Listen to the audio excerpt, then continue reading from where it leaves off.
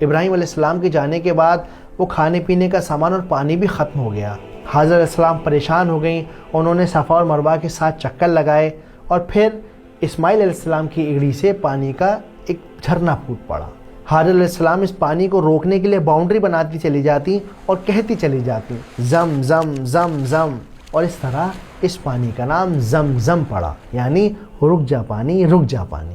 There is only one historic narration as to the history آج of تک that پوری well. دنیا میں ایک ہی ہسٹری کا ایونٹ ہے جس پر کسی اسکالر یا ہسٹورین میں کوئی وواد نہیں ہے، اور وہ ہے زمزم کے کنویں کا ثبوت جو حاجرہ علیہ السلام اور ابراہیم علیہ السلام سے جڑا ہے۔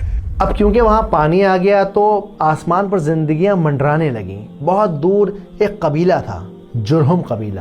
انہوں نے آسمان پر منڈراتے پرندوں کو دیکھا۔ تعجب ہے، اتنے سارے پرندے وہاں کیوں منڈرا رہے ہیں؟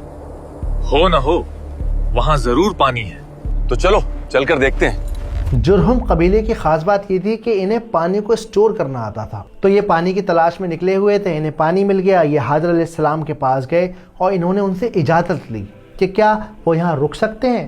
حاجرہ علیہ السلام کی اجازت ملنے کے بعد یہ قبیلہ وہیں رہنے لگا، اور دھیرے دھیرے دھیرے دھیرے وہاں پہ ایک آبادی بڑھ گئی، کچھ لوگ ہو گئے۔ اسماعیل علیہ السلام انہی لوگوں کے ساتھ، جرہم قبیلے کے ساتھ رہنے لگے اور ان کی زبان جو کہ عربی تھی اسے جاننے لگے۔ اسماعیل کو دیکھ کر نہیں لگتا کہ وہ جرہم قبیلے سے نہیں ہیں۔ صحیح کہا امی، بلکہ اسماعیل کی عربی زبان باقی بچوں سے بھی بہتر ہے۔ کچھ سال کے بعد جب ابراہیم علیہ السلام اس جگہ واپس لوٹے جہاں انہوں نے اپنی بیوی اور بچوں کو چھوڑا تھا، تو وہ یہ دیکھ کر مسکرا دیے کہ وہ وادی جو سنسان تھی، ریگستان تھی، اب وہاں پر کچھ زندگیاں ساتھ لے رہی تھیں، اور اس پورے علاقے پر ان کی بیوی حاجرہ علیہ السلام کا کنٹرول تھا۔ وقت گزرتا گیا، اللہ سبحانہ و تعالیٰ نے انہیں ایک خواب دکھایا۔ صبح ابراہیم علیہ السلام نے اسماعیل علیہ السلام کو یہ بات بتائی، اور اس خواب کے بارے میں قرآن مجید میں بھی منشن ہے۔ جب وہ ان کے ساتھ دوڑ دھوپ کی عمر کو پہنچا تو ابراہیم نے کہا کہ بیٹا، میں خواب میں دیکھتا ہوں کہ گویا تم کو ذبح کر رہا ہوں، تو تم سوچ لو کہ تمہارا کیا ارادہ ہے۔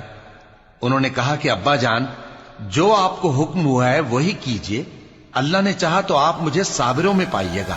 میں لے کر آیا ہوں بچوں کے لیے اور بڑوں کے لیے سیرت النبی کی ایک سیریز، جس میں ہم بہت آسان اور مزیدار طریقے سے آپ صلی اللہ علیہ وسلم کی زندگی کو جانیں گے۔